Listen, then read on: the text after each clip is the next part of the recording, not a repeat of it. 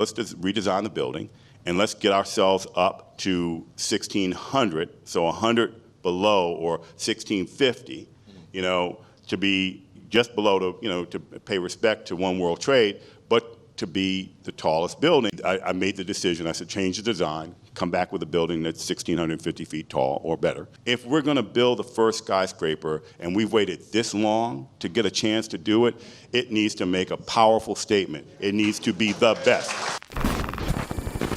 My graduates from my school being Forbes, bag drop.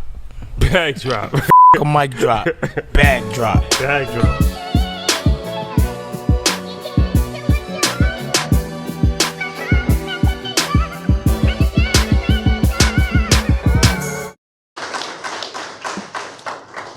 Make some noise. I hope you guys fully appreciate this opportunity to hear this gentleman speak. It's not every day that you hear somebody of his caliber, communicate. So this is something that's very, very, very, very important, and something, like I said, we actually flew back from LA for this because we understood how important this was. So first and foremost, I want to thank you. Appreciate it. Thank you. So which one is mine? Is this one? Yeah, that's yours. Cool. Yeah, so I think I'm on, yeah. So, by the way, it was also important for me. So I was in Boston. We've got 2 projects in Boston and that we're developing right now. And I was in Boston Wednesday through Friday and left my last meeting and then went and flew to the Hamptons to go to a friend of mine's birthday party. And then I drove in here a couple hours ago so I could make sure I'm here as well, because it's very important.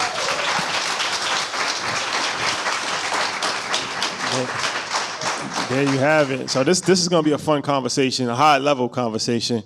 But before, I just want to preference it. So it's interesting how life works. So this was years ago, probably when I first graduated from college. My dad, he got me a book. And I really don't even read a lot of books, honestly. I'm more of an audio guy. But I actually took the time to read this book. And it was The People Principles. And I was reading the book, and I learned a lot about you. But after that, it was an event in New York. It was a networking event in New York. And this is when I first started my career as a financial advisor. I used to be a financial advisor before I did this. And I'm like, I got to go because I heard he was going to be there. So I'm like, I got to go. And I went by myself, and I met him. And I was telling him, like, I'm a big fan. I read your book. I didn't really have anything to offer, but I just wanted to just introduce myself. And he was like, yeah, man, keep working. I'm sure we'll run into each other again. So like 15 years later, we ran into each other again. So your dad wanted to let you, he told me before we came, make sure Rashad tells the story of me buying him the book. So thank you on his behalf. For sure. So Mr. Peebles needs no introduction, but I'll try to give a brief one before we get into this conversation. Real estate entrepreneur, developer, author, political activist, and it always gave me great pride when I went to South Beach, because when we were young, we used to go to South Beach a lot, and the Royal Palms, and that was your hotel. And I believe that was the only black-owned hotel on South Beach, right? That's right. Yeah, so we used to stay there. So I stayed there before I even knew it was your hotel. That's true. And when I found out that it was your hotel, I'm like, it gave me even more of a pride to actually stay there. So, and I don't know if these numbers, but I guess I did some Googling. They said 700 million net worth. Yeah, that was in 2007. Okay. So I'll let you do the math. Slight stunt. Hey, Mike, edit this. This is going to be $1 billion conversation. Do the math. But I want to jump into this. So how did you get your start in real estate? I believe it started in D.C., right? With the mayor. I did start in D.C. And by the way, and I think one of the things you mentioned, the Forbes story about the $700 million, I would not cooperate with them any time after that, mainly because that isn't who I am. And I don't want anybody to know me based on that, whether it's $1 or 700 or billion, whatever it is. I mean, I would like to think that my purpose is deeper than that. And so, and I got into real estate in D.C. Because I was initially going to be a doctor, and then changed my mind and quit school and went back to D.C. But I learned it from my mother, and I mention that because it shaped who I am and what kind of business person I am. So, and I think it's important for everybody to understand a bit about, I think, what drives me as a business person, because I think it drives you all as well. We all have different experiences, but I was born in 1960. So that was during the peak of the civil rights movement, the 1960s. And so I remember as an 8-year-old when Dr. King was assassinated. I remember my community being in flames and my mother driving me home from school and having me get down on the floor of the car because our city was, on fire. And I remember Robert Kennedy getting assassinated. And so that shaped my life quite a bit. And so my mother, who had me at 19 years old, was a secretary, and then after buying a house in Prince George's County, Maryland, saw in the closing statement how much the broker's commission was and how little time the person spent with her. And so she decided to go to night school and get her license. And then she and I relocated to Detroit, where her sister was living, and with her husband, who was doing his internship and residency. And that was 1968. So they had already experienced the riots, and we'd moved there. And my mother got a real estate sales license, and then a couple years later, my uncle was in private practice and invested in her and backed her as a real estate broker. And she had her own real estate business and brokerage business. And then the recession hit in 1973. And my aunt and uncle moved, and she moved. She and I moved back to D.C. And she got a job in D.C., and it was a job being the sales director for a project called Town Center in Southwest Washington, D.C., which was under urban renewal. And there was no internet, there was no faxing, there was no video conferencing, no FaceTime. So she got her job based on a telephone interview and a resume that was mailed. And so when she reported to work in D.C., they didn't know she was a black woman. And they rescinded the offer and said that they didn't think that the white sales team would be comfortable, reporting to a black woman, even though they were selling many of those properties to black professionals. So my mother had to go back and being a secretary. And so I was 13 when that happened. And then fortunately, she got one of her temporary jobs was at Fannie Mae, and she came across, a man who, was a senior executive, and she was a secretary. And when he found out what she was doing, he said, "You're way overqualified for this." And then he arranged for her to get a position as a mortgage analyst at Fannie Mae, and then that helped her resume her career. But I watched her throughout my childhood confront obstacles as a black woman. And so being a black American, there's one obstacle we have, and as black men, we confront that. Women confront that, but black women have double headwinds at them, and I saw that. And so it shaped me, and from day one, I wanted to run a different type of business, and one that would be receptive to someone talented like my mother. And that shaped me as a business person, and that is what I try to do each day I'm in business, is to knock down those kinds of barriers. And so that story I just told you is much more relevant about who I am than Forbes or anybody else saying how much money I got or something like that. Yeah, clap it up for that. So you went to college, but you didn't finish college. A lot of the stuff you learned in real estate, obviously you watched from mom, and it was kind of self-taught. At 23, you start your own business, but at 26, you develop your own first building. Take us through that process, because at 23, like he said, we were at the Royal Palms. At your building, at 23, you're building, at 26, you're building your first one. Talk us about that process. Well, I mean, when I moved back to D.C., my mother thought it was important that I be exposed to black men achieving things, and also to understand the power of politics. So she had me volunteer for a DC in 1974, so I was 14. That's when the city got home rule and got a chance to elect its own government. So she had me volunteer for she said, you got to pick one of these candidates that's running for the city council and volunteer for them, for 1 month out of the summer.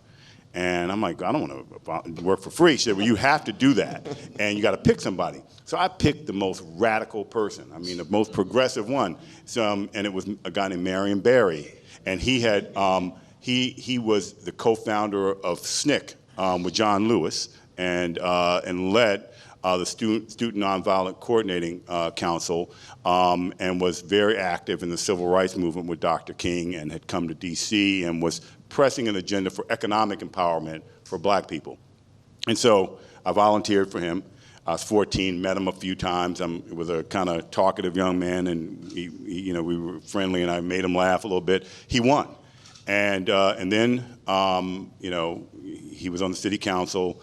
I went to the inauguration and all that stuff. And then after that, 2 years later, my mother said, you need to go work on Capitol Hill, learn politics there. She got me a 6 months patronage or a term to be a page on Capitol Hill. And I didn't even know what that was until I went to work there. So they had a school on the top floor of the Library of Congress, and right across from the U.S. Capitol, and you go to school there from 6 in the morning until 10:30, and then 11 o'clock on, you'd be at the U.S. Capitol, and you'd work as like a messenger for the Congress. So I went up there for 6 months. I ended up staying there for 2 years. I became very friendly with Ron Dellums, who was a congressman from California, John Conyers, who had brought me up there from Michigan, and Charlie Rangel, and I worked for all three of them, and got a chance to really get a perspective about what black leadership was about and what a sense of purpose was. And then after that, I graduated high school, and my graduation ceremony was in the Cannon Caucus room where they elect the Speaker of the House of Representatives. And that morning, my mother and I and my grandfather, my aunt and uncle went over to the White House and got a certificate of achievement from President Carter in the Rose Garden. So I had, kind of big expectations. I was going to be a doctor like my uncle. And then after my first year, I quit. And I went back to D.C., and that was 1979. And then 1980, I started working as an appraiser with for my mother. And then Barry ran for re-election in 1982. And I got much more engaged in his campaign. He won a second term. And within a few months, I was appointed to the Property Assessment Appeal Board, which was a board that reviewed all the real estate assessments for the city. And then the following year, he made me chairperson. So at 23, I was on the most powerful board in the city. At 24, I was chairman of it. And so I was a very powerful person in local politics and local government at that point. And then a year or so later, his government and he agreed to pre-lease an office building that I proposed developing in an area called Anacostia that had been destroyed by the riots that I remember in 1968, and then I became a part of helping rebuild it. And that project was a 100,000 square foot building. The goal was to kickstart economic development in a predominantly black community and start redevelopment of a black community, and then ignite redevelopment. Today, Homeland Security spent over $5 billion. I built that building in 1980. I delivered it in '89. Today, Homeland Security has a $5 billion campus over there. It's one of the hottest neighborhoods in Washington, D.C., a lot of economic development activity. And that project, though, wasn't easy, though, because I ended up on the front page of the Washington Post, and other people didn't like the fact that Barry had supported someone who was inexperienced like me, and I'd never owned a house, yet alone a building. But I built the building about 9 months early, and that was the beginning of my career. And I would never have been here today if it wasn't for him giving me that opportunity. And that's why I say, we cannot look, every black political leader to knock down these barriers was a target. Dr. King was a target of our own government, by the way. The FBI has never been the friend of black economic empowerment. J. Edgar Hoover ran a racist organization, and that was the culture of the FBI, and they investigated Dr. King, Malcolm X, Medgar Evers, every civil rights leader, including Barry. And Barry was vulnerable, and they got him and embarrassed him. And but he had done some transformative things, and I am an example of that. And so we can't let one mistake when we live in a society where so many people are given second chances, that we can't say that black men only get one chance, one strike and you're out. And so we got to judge people by the entirety of who they are. Yes. Clap it up for that, and rest in peace to Mayor Marion Barry. So let me ask you this. There's a lot of people here that are looking to get into real estate development. Your start came from working with the government. How important is it to make inroads with local government officials if you want to be in real estate, especially real estate development? And what are some ways that you can make inroads with politicians? Great, good question. So first of all, I think one of the reasons why I ended up in a deal where the government was involved is because I could not get a fair chance from the private sector. The DC was a majority black city, and there was one black developer in it when I started. And there was a reason for that, because if the floodgates got open, then, and more of us walked through those doors, then there'd be no excuse to say, well, why don't we have more black developers? And so the development community has never been hospitable to change. And we can look here in New York City, and which hopefully we'll have a chance to talk a little bit more about later, but there's not one major building, not one skyscraper in New York City owned or developed by someone black. And as far as I know, the only major building south of 110th Street owned by a black developer is mine at 108 Leonard Street. So that tells you that we have an unfair system. So the idea, though, and also the idea in the private sector, to break down some barriers, you got to have a lot of cash to do it. In government, you can have political power, the opportunity to vote, the opportunity collectively to shape, the outcome. And so let's just think about Joe Biden. Joe Biden would be on the porch of his house in Rehoboth Beach, Delaware, looking out at the ocean as a private citizen if it wasn't for black people, especially black women, because black women brought him to the promised land in Georgia. Never would have won Georgia without black women. He didn't win, he won Michigan because of black voters. He won Pennsylvania because of black voters, and that got him presidency. And in the primary, he was dead in the water there, and it was Jim Clyburn in South Carolina that saved him there. So black Americans elected the President of the United States. So he owes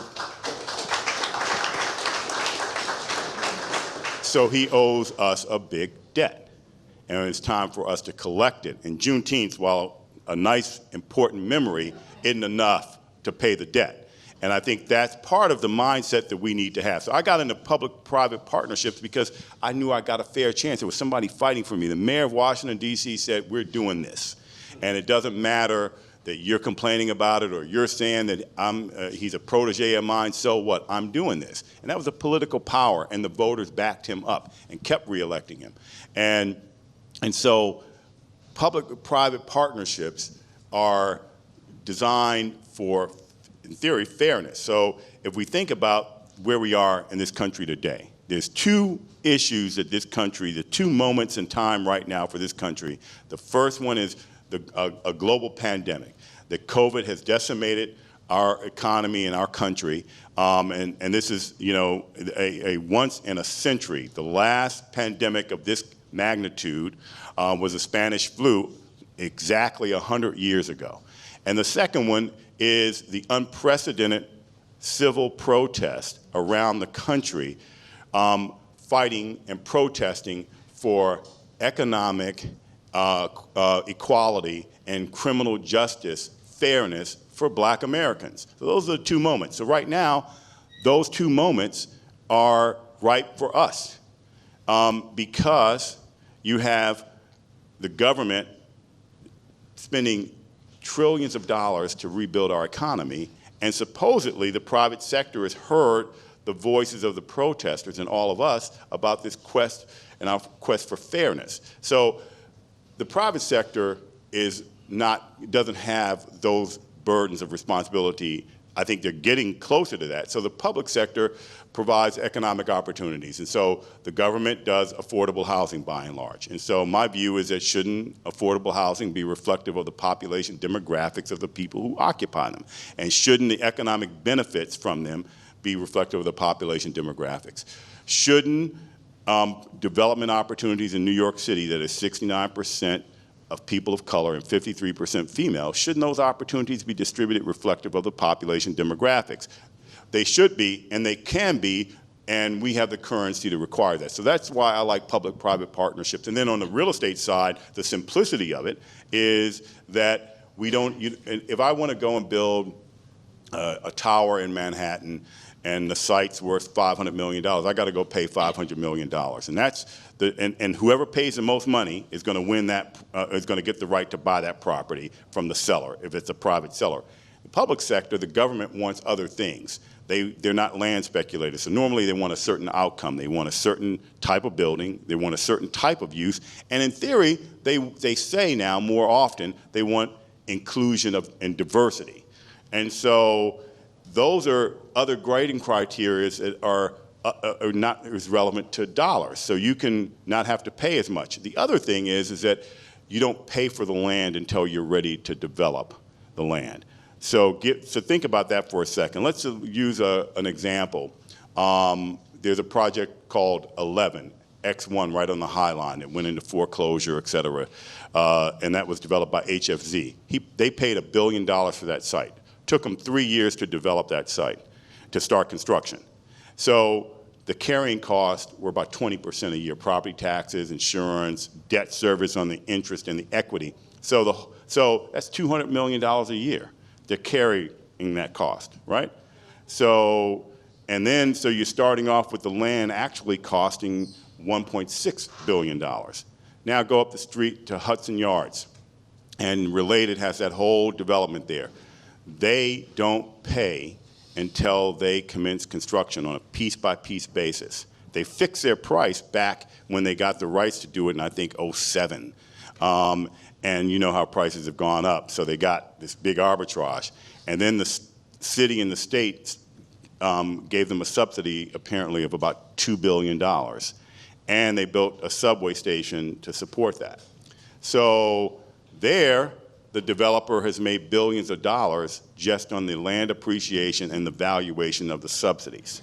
And so think about Related, and I hate to pick on them because they're a great company, but think about them as the largest private developer in the United States. Their biggest projects have been public-private partnerships. He started off as a affordable housing tax credit lawyer, then got into building affordable housing himself. Then the AOL Time Warner Center, that was on government land. That was an old New York Coliseum site. And then Hudson Yards, which is going to have a dozen or more buildings, and that was government land. So imagine if I told you, I'm going to sell, we're in a hot market, I'm going to sell you a piece of property that's worth $1 billion. I'm going to sell it to you below market for $700 million, and it's going to take you 3 or 4 years to build the first building, and you don't have to pay me any of the money until then. And there's no interest, and you don't have to pay property taxes, and you don't have to pay any insurance. I'm going to pay all that. Be a great deal, right? And you shouldn't, and you'd have to go out of your way not to make money. So that's the public-private process in a snapshot. So that's incredible. So let's talk about, since we're on the topic of New York development, the Affirmation Tower. Important, and correct me if I'm wrong, the tallest tower that when it's finished in New York City, the first fully black developers that are doing it. What was the process of getting that and the importance of doing it? Well, I think first of all, look, this came, the state issued an RFP for that site in 2020, I think, late 2020. And so we had a global pandemic.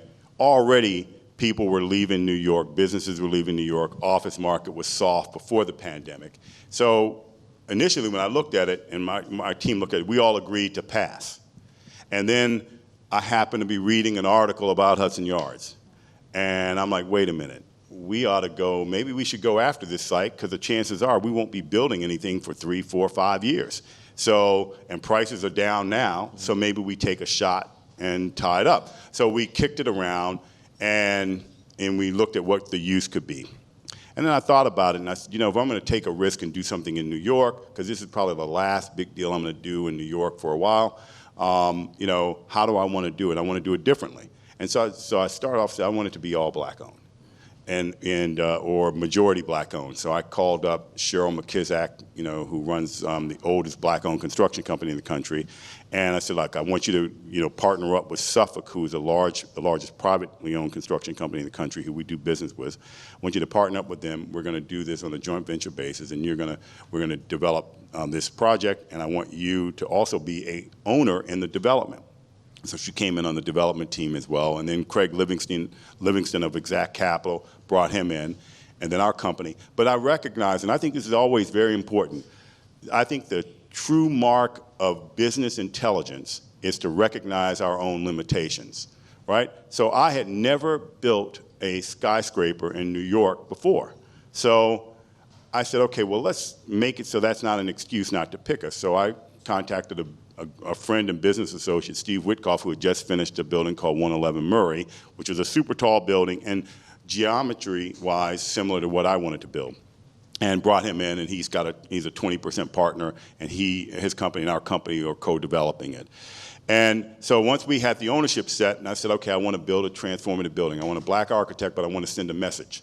So I brought in David Adjaye. David Adjaye is he's one of the top architects in the world and the world's most prominent black architect. He did the Museum for African American History and Culture on the Smithsonian Mall. So I brought him in to do the design. And then we brought in, I wanted to give the NAACP of New York their headquarters in our building, brought them in. And then the design, so David designed the building, gave him a sense of what we wanted to do in terms of uses. So it's going to have 2 hotels, sculpture garden, showcasing black New Yorkers who've affected, the lives of, of all of us. And then we do offices, and then observation deck and some other stuff on the roof. So they came back to me with a building that was about 1,250 feet tall and a budget to build it. And super tall buildings are very expensive to build. So 1,250 feet, why 1,250? Well, that's how the layout went on the FAR and so forth. So I said, well, let's look at doing something different. What's the tallest building in New York? And so they said One World Trade. And I looked, we pulled it up on a screen and we're looking at it. And it was really not, so it was 1,700 feet, but it was at the top of a spire, this little antenna almost on the top of it. And so I said, well, why don't we let's just redesign the building, and let's get ourselves up to 1,600, so 100 below, or 1,650, to be just below to pay respect to One World Trade, but to be the tallest building. And I also had asked, what's the tallest building in the Western Hemisphere? And it was One World Trade. And I said, to the roof line, what is it? And then there was some other buildings. So we decided to build what would be, I made the decision, I said, change the design, come back with a building that's 1,650 feet tall or better. And that's what we ended up with, and that's how we designed it. So my point is that if it's going to be it's the first skyscraper to be built in New York City. If we're going to build the first skyscraper, and we've waited this long to get a chance to do it, it needs to make a powerful statement. It needs to be the best. Go big or go bigger.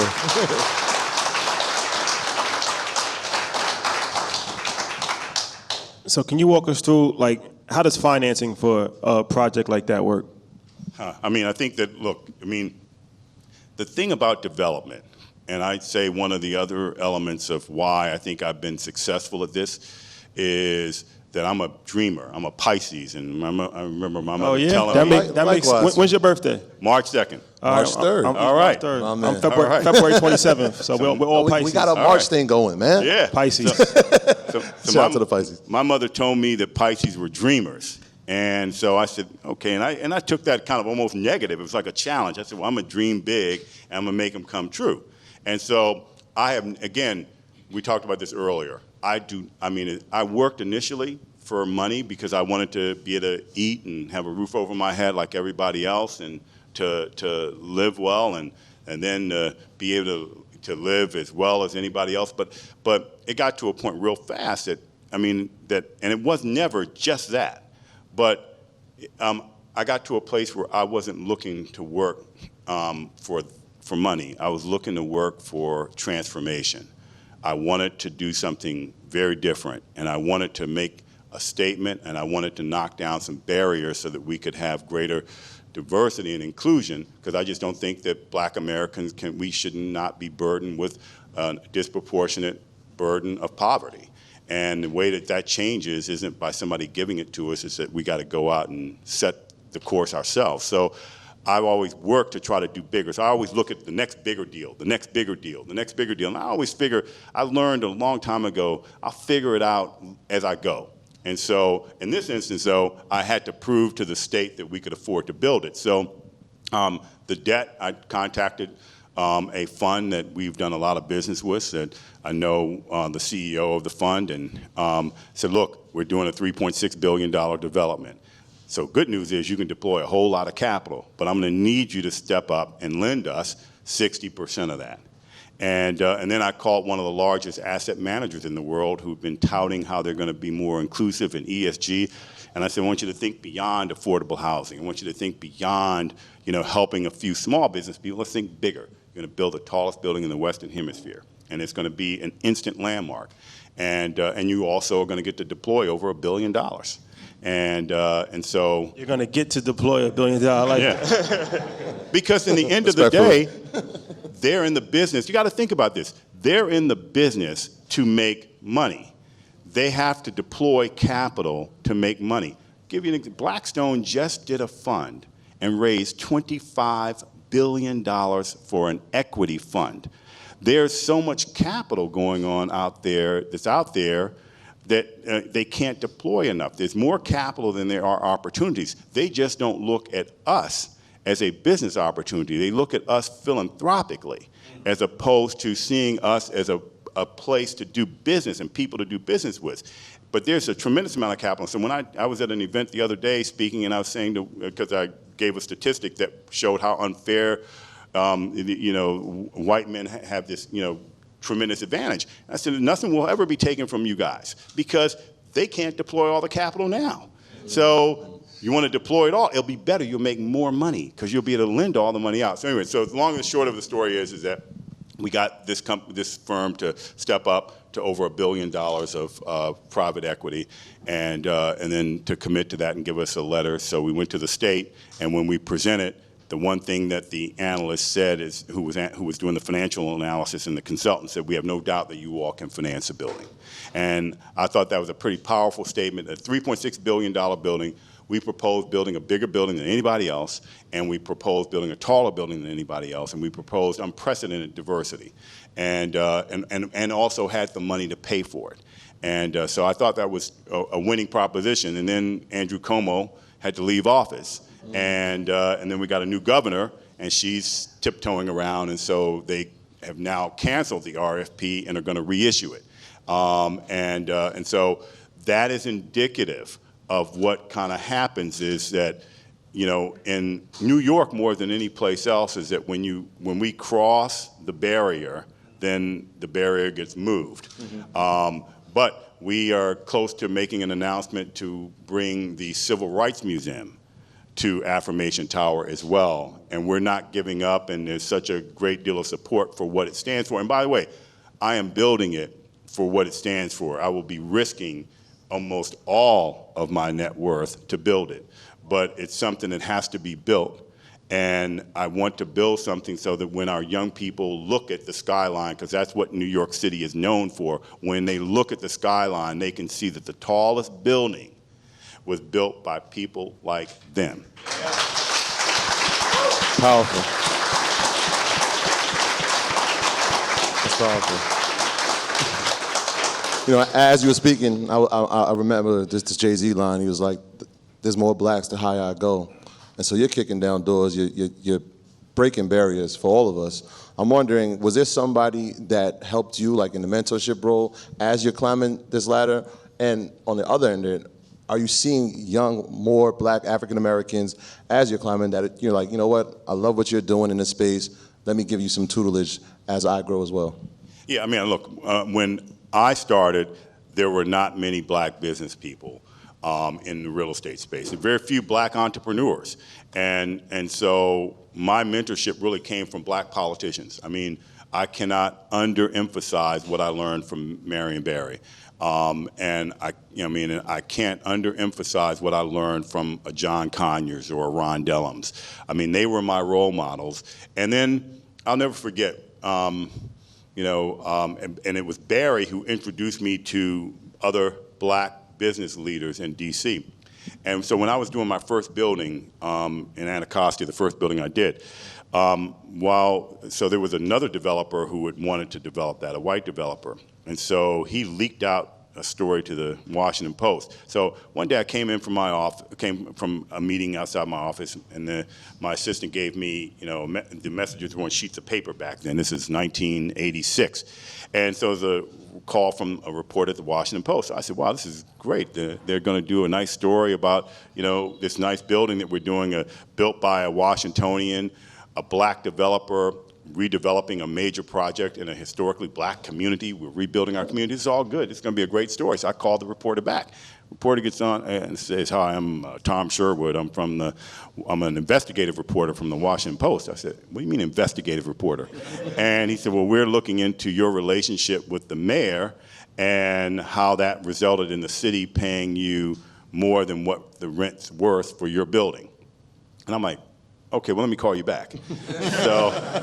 So I called the mayor's office and spoke to his press assistant, and the press secretary advised me on how to handle it, and so do a meeting in person, record it, and so forth. So I did this meeting, and I had remembered when I wanted to make it easy for Barry, because I was, I was somewhat politically astute. So when I made my proposal, I had offered to lease the space for less money than what he had signed a letter of intent for with a white developer. So a white developer was going to develop this site, but hadn't had the site under control, and was negotiating with the seller, and went to the seller and gave him this letter from the mayor saying, no one's going to buy your land other than me, and I'm going to pay you $750,000 for it.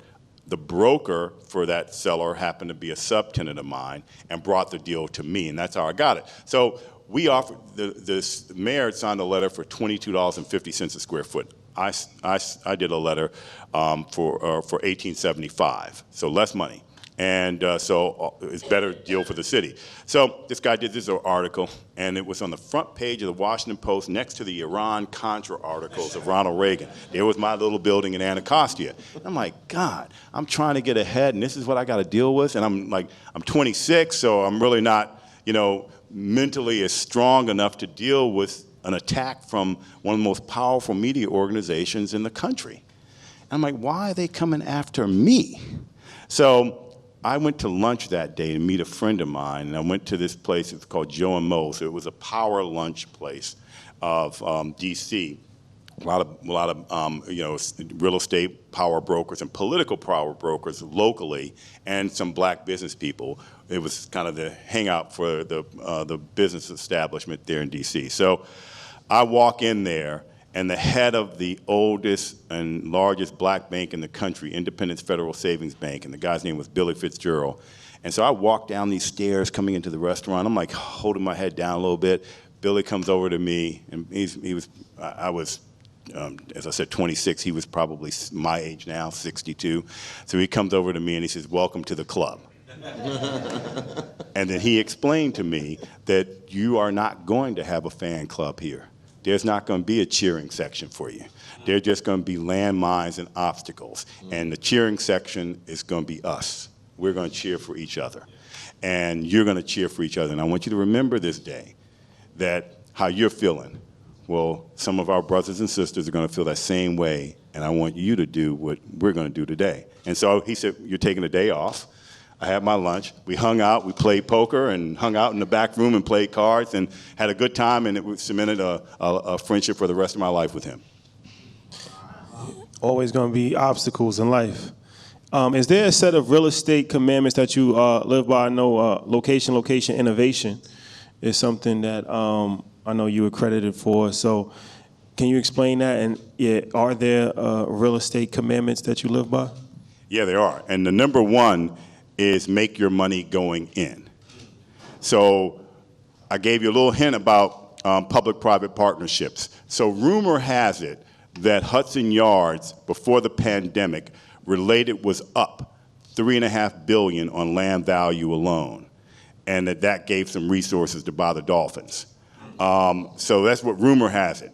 But so imagine now, again, if you control the property, you fix the price, and you go 3 years down the line. Remember the $1 billion asset I told you about, how $200 million a year to carry it. So if the value didn't go up at all, you're up, $600 million if you didn't have to pay that, right? So the public-private deals I like the most because I can control, the price, number one, is not the sole determining factor, and so we have to be smart enough to figure out how to give people something more than price. Two, you pay when you're ready to start putting the land to use and not before. And three, you don't take entitlement risk. So I like to make my money going in. So I take risk, but they're very controlled risk, and I like the public-private space because it allows me to make my money on the land value. So historically, throughout my career, I've always looked to make sure that the day I'm committing to the deal, it's profitable, and that I don't have to ride the market up. I'm insulated, and so make your money going in. Look to get the best value. Anyone, well, not anyone, but most people, I mean, it doesn't take a lot of ingenuity if you have cash or access to capital to go pay more than anybody else. And in a hot market, that's what you have to do in order to control a piece of property in the private sector. So you got to figure out how to do that. And I do it through public-private projects, or I take entitlement risk, I take more complicated deals, and then say, give me time to make your deal uncomplicated, and I'll pay you more money. And so that's the number one principle is there. And then the second one is to think big. I mean, to be uncomfortable. I mean, you know, I had to stop listening to all my relatives. I had to stop listening to my mother, as well-intended as she was. It's because they're trying to protect me. And I wasn't really interested in being protected. I was interested in excelling, and so I had to get way out of my comfort zone. But I would say that the number one thing, make the money going in. Okay, valuable lesson. So we obviously talked about the barriers that you face here in New York trying to develop. We know what you've done in D.C., but I watched this like 30-minute interview when they were asking about in the next 20 years, where's a place in America that we should be looking at if we're talking about developers? And you said Miami. Obviously, you have some, you know, we talked about our stay there, but what is it that you saw in Miami from the development side that made you make that statement? Fundamentals. I think you got to look at things. I mean, one of my most favorite quotes that's been inspirational to me for so long, Robert Kennedy used it a lot. It was, some people see things as they are, and they ask why. I dream of things that never were and ask why not. That is how Barack Obama got to be president. Right? That is how all of us have made it, the progress that we've made in our lives is why not? And so I look at Miami, and you have to look at real estate differently. So New York has always been New York, it's New York, New York, New York. Okay, but Miami's growing, and so what would make Miami attractive, and why are people beginning to shift down here? Well, they were shifting down to Miami. One reason is nice quality of life, nice weather, no snow, nice quality of life, the beach, the ocean. And then one other thing, and it was the reason I moved there. So I was living there, I got a vacation home there in 1995 and won the rights to the Royal Palm within 6 months. And so I was going back and forth to DC, and my son was 2 years old, and so we had an apartment down there. And I was going back to DC to meet with my office team, my staff on the development side, and then I met with my accountants as well, because it was like in some early April. And it had been hit by this massive snowstorm, and the snow was piled up on both sides of the roads where they plowed it.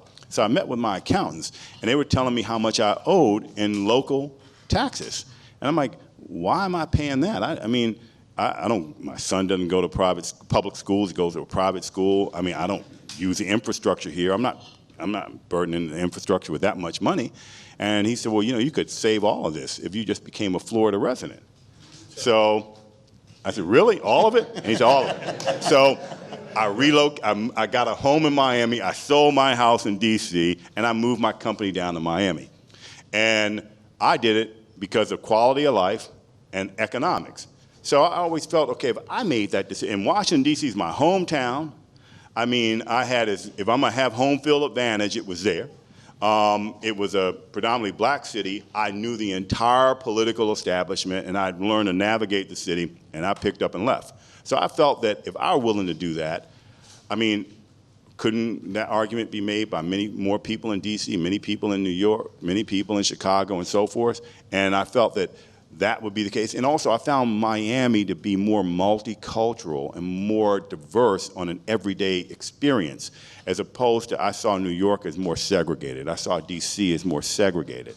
And so I thought that that would be the future, of our country, is greater connections amongst people. And so I saw Miami in all those reasons, and it was undervalued. So you could buy an apartment in Miami on the ocean, say back in 2002, you could buy, or right after after 9/11, et cetera, when everything's percolating. Let's go to 2008. You can buy an apartment, a beautiful apartment on the ocean in Miami, the best building for $800 a square foot. Best building in New York was, $8,000 a square foot.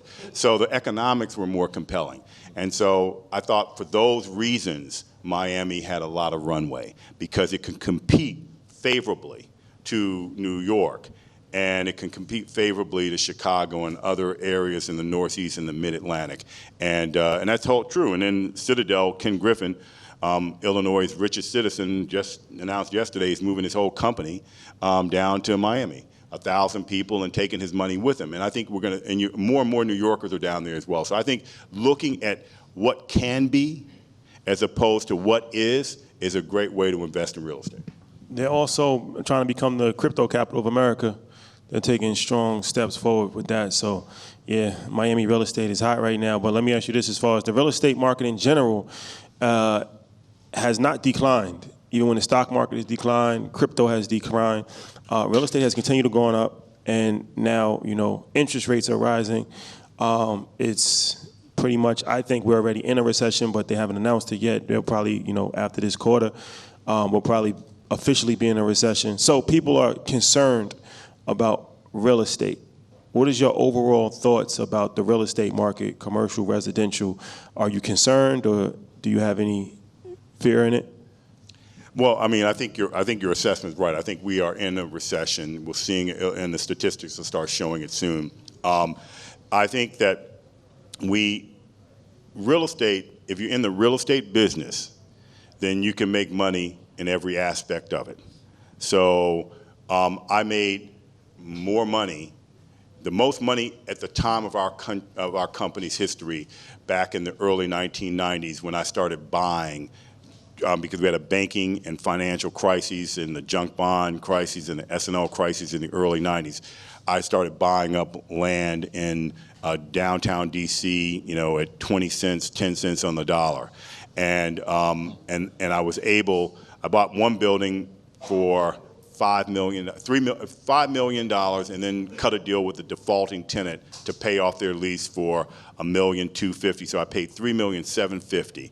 I ended up holding it for a little while, and then converting it. It was an office building, converting it to a Marriott hotel, which I owned for 20 years. And it was in an enterprise zone in downtown D.C., so there was no capital gains tax for the first 20 years. I sold it at the end of the 20th year for $130 million.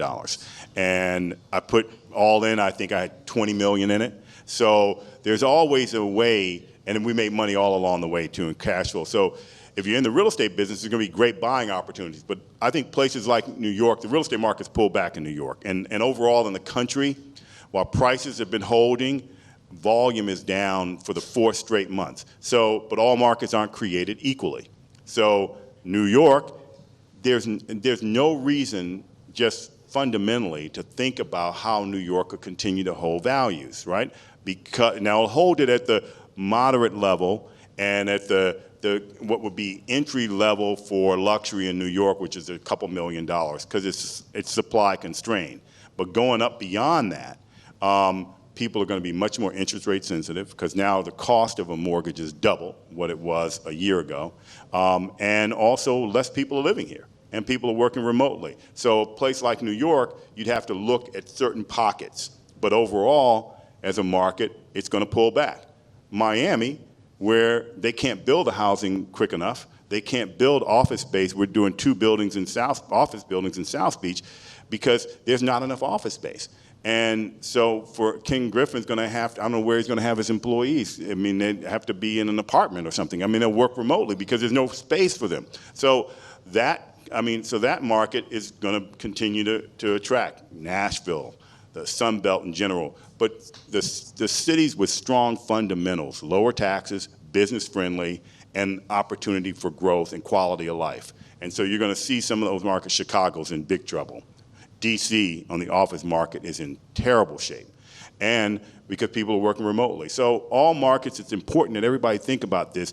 Yes, there's a recession. So now there will be a time period, and I think what's going to happen, I think we're going to have an experience very similar to 1979, 1980, when OPEC had an oil embargo against us, inflation was running out of control, and the Fed were trying to control inflation by raising interest rates. And it put us into a terrible recession. And then Ronald Reagan came in, and as horrible as he was as a president, he was great for business because what he did is he immediately gave tax cuts and pushing interest rates down. So I think we've got 2 years of very painful experiences to happen in many sectors of our economy, and then it'll roll into, by 2025, you'll start seeing some real runs. So the thing to do on real estate in place is, if you look at real estate as a 12-hour clock, which is how I like to look at real estate, 12 o'clock being the peak, right?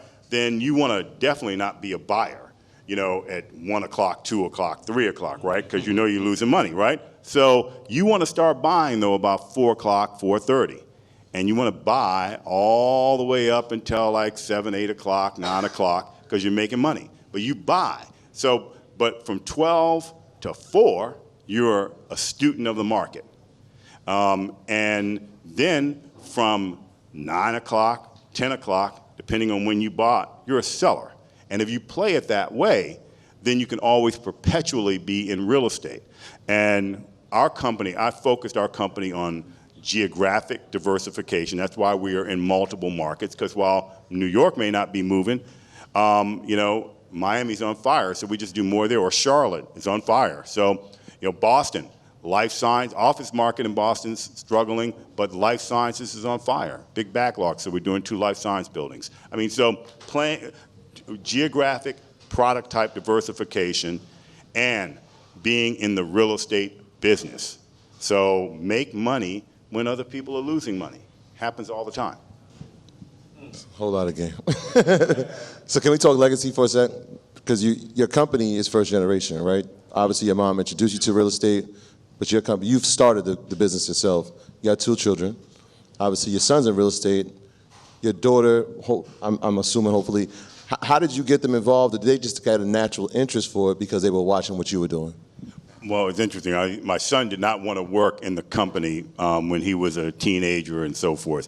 He's more interested in spending some time with me, and so we had this kind of interaction where he'd spend some time with me as I coached him in basketball, but he also spent some time with me working. And so he got exposed to the business a bit, and I gave him little moments. He introduced me at a groundbreaking ceremony for the Bass Club condo, for example, when he was 8 or 9, and I've involved him more in the business. And then let him do his own thing when he went to Columbia, and then after a couple years decided he took an did a summer internship with us, and after working at a couple other places, and then he took to the business. He got a good aptitude for it, and then he and I complement each other. We're similar in some regards, we're different. But I gave him the freedom, to learn. He didn't work for me or report to me. He's reported to 2 different people, one the head of development in New York, and then he went to DC and was on his own while I was here. So more giving him the environment, but also, the rewards. He learned as he matured that he was working for himself. And so, I think that part of that was that, and I think I've instilled, if nothing else, I've instilled in our kids a sense of purpose, and a sense of purpose, not money focused, but a sense of purpose of being a transformer, to observe and see the wrongs in our society, but to not consider themselves spectators, but parts of solutions of how to right these wrongs and how to change the course of things. So. So that's kind of how I got him in. It's interesting, though. My daughter got more like my personality, so she's really stubborn, and so she's told me, I'm never going to work with you. And now she's at a point, she's a rising sophomore at TCU, and she's beginning to say, well, if you're going to if you give me, like some independence, I could maybe work with you. So, right. But I tried to. I called her. I was in L.A. A couple weeks ago. I'd gotten COVID, so I was quarantining in L.A. And our company was getting an award for diversity and inclusion here in New York City. And she was in the city. And I said, look, I can't go. I called her the night before, and I said, I can't go. You have time to go and accept the award for me? She said, well, what do you mean? You're not going to be to go? And I said, no. And I said, Donahue's in Charlotte. He can't go. Or he's in Boston, one of the two, and he can't go. So no one from our family's going to be to go, and so, but maybe you go. She said, all right, let me think about it. So next day she calls me up and says, okay, I'll do it. I said, okay, well, I'll have some remarks written for you, and then you can tweak them and so forth. So I had some remarks written for her. And anyway, then she said, okay, I'll do it. And then she said, because somebody has to be there to accept it. And I said, okay. And she said, you should have been here. I said, well, I'm sick. I can't be there. And so anyway, she went and took it and accepted the award and then felt good about it. Felt good about her contributing something and accepting something. And she's, big, proponent and of inclusion for women. And so I think that piqued her interest a little bit. And even today, I said, look, I'm not going to be able to go, hang out with you and watch you horseback ride today. I'm going to be doing this. And she said, well, that's very important. You should go. And she put some water and a soda by the door for me to drink on the ride in. So I think ultimately getting them interested in the greater purpose. I mean, it's hard to motivate someone, especially, someone who's had, never had to worry economically about anything. It's hard to motivate them with money. So it's more about a sense of purpose. And so I think Donahue operates with a sense of purpose. And I think Chloe definitely will, if she goes into the business or does whatever she does, it'll be with a sense of purpose. And again, I think that's the way to be truly successful business people, to be motivated by a sense of purpose. Because at a certain point, you'll get to a place where you say the money isn't worth this. And so you'll need something else to propel you and give you that purpose.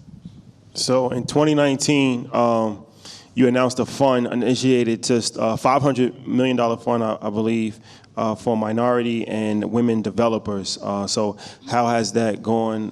What type of projects have been funded with that initiative? So I've been very frustrated to see the lack of diversity in the development industry and the real estate industry. Very frustrated. And so I've given a lot of thought and research as to why that is the case. And I, came up with, my conclusions were, one, our young people don't get exposed as much to real estate and entrepreneurship as they should. And so I got lucky. I was exposed to it, real estate at 8 years old.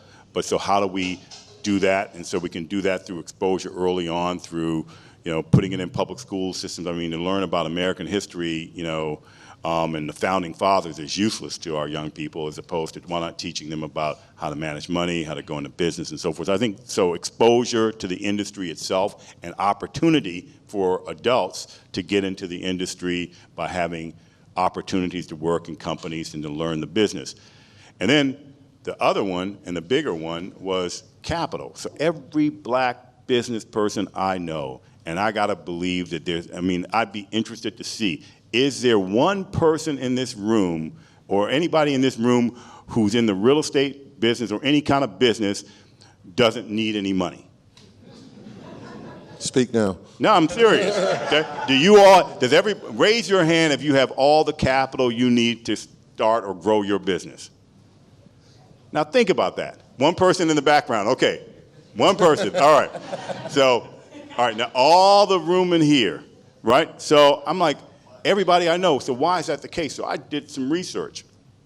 So there is $69 trillion. $69 trillion currently invested in venture capital and private equity. $69 trillion.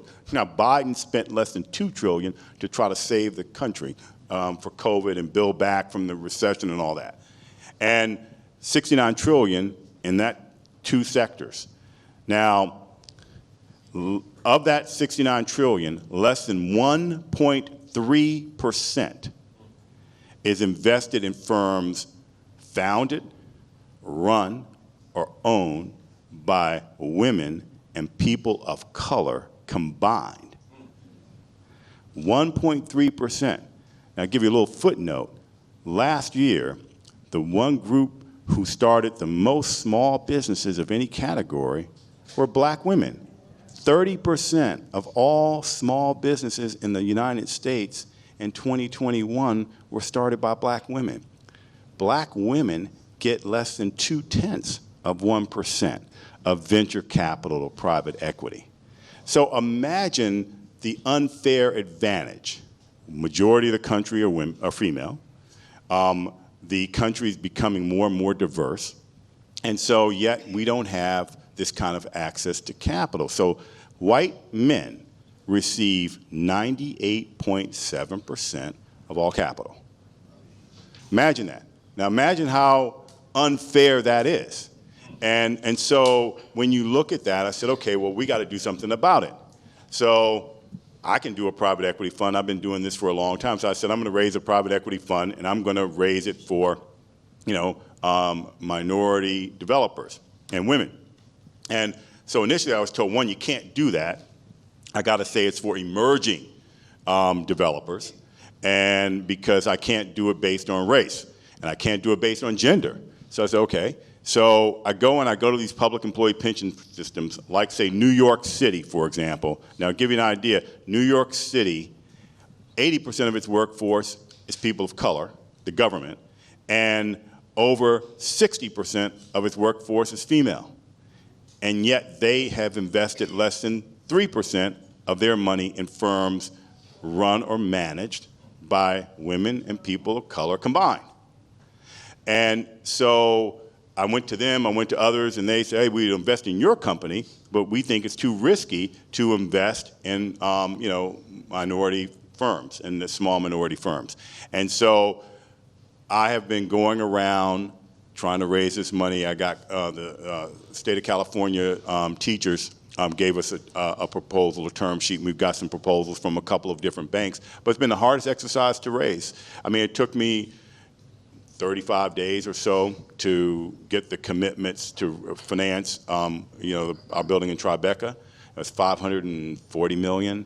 It took less than a month to get commitments of $3.6 billion for Affirmation Tower. And I'm like, wait a minute, this is George Floyd, the protests, all this, everybody's saying they want to do more, and these public employee pension systems would not commit. New York State says they don't do first-time funds. I said, well, we're not a first-time fund. Our company's been in business for almost 40 years. We've been developing for 36 years. Yeah, but you haven't been a fiduciary, so we can't do that.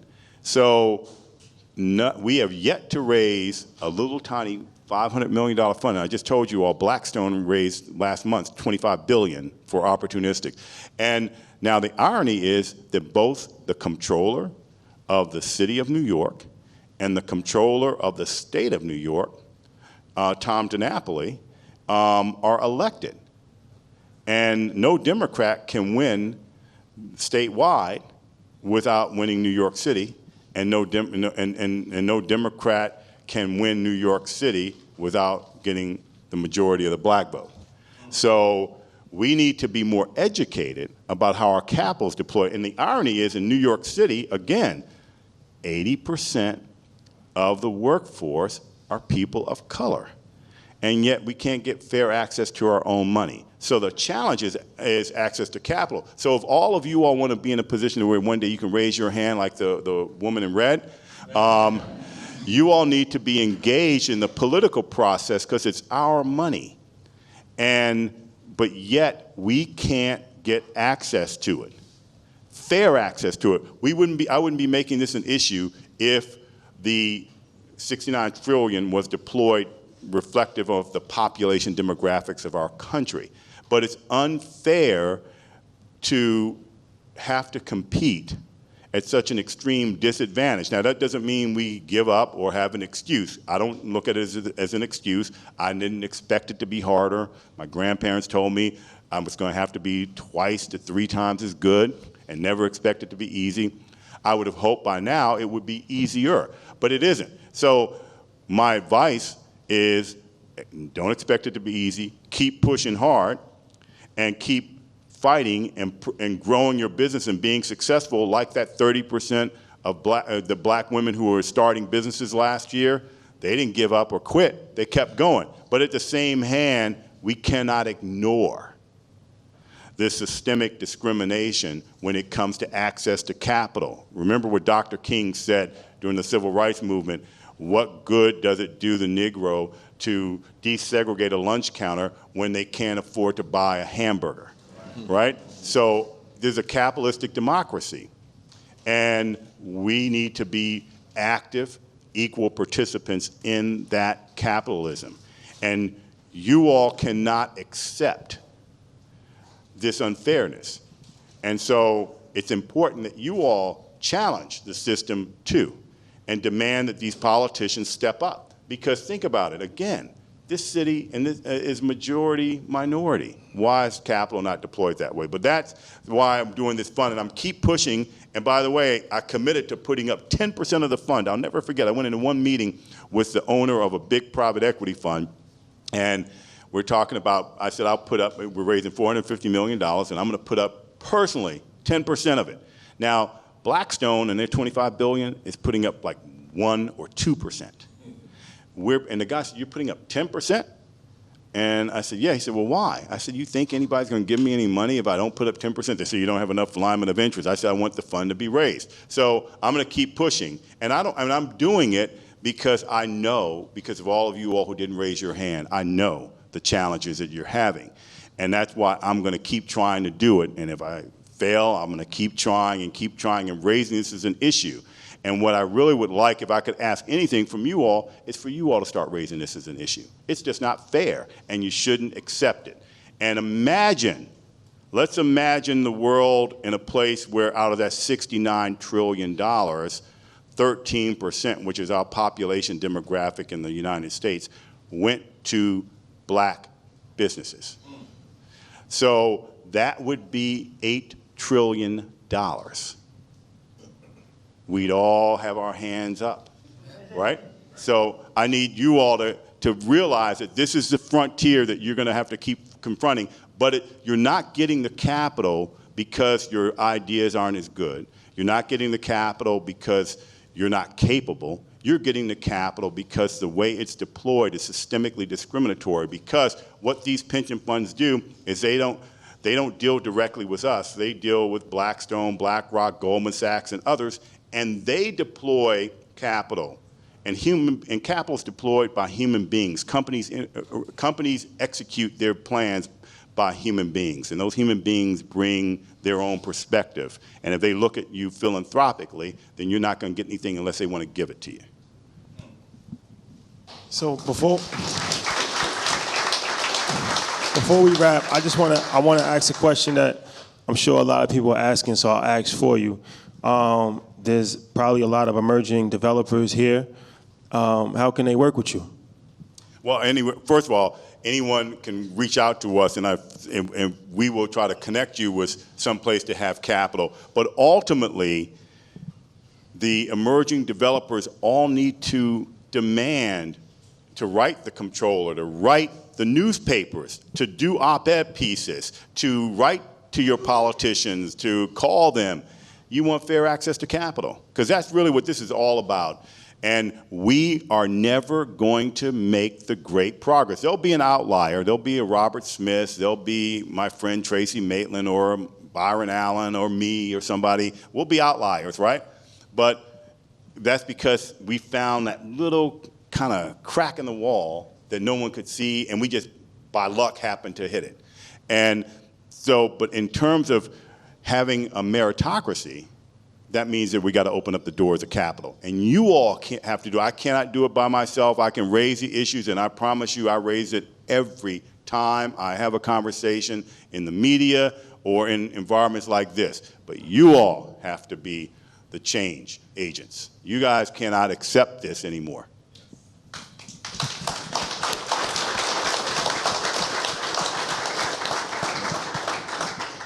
Well, we thank you. This has been incredible. I'm impressed by your memory. Like the way you're running these numbers off, I'm trying to do the math in my head. Like, man, this is from 20, 30, 40 years. So thank you for all the knowledge. Thank you for everybody that's been here that got to receive this knowledge. And thank you for all your work that you've done for our community and will continue to do. We appreciate you wholeheartedly. My pleasure. Appreciate it. My graduates from my school being Forbes, bag drop. Bag drop. A mic drop, bag drop. Bag drop.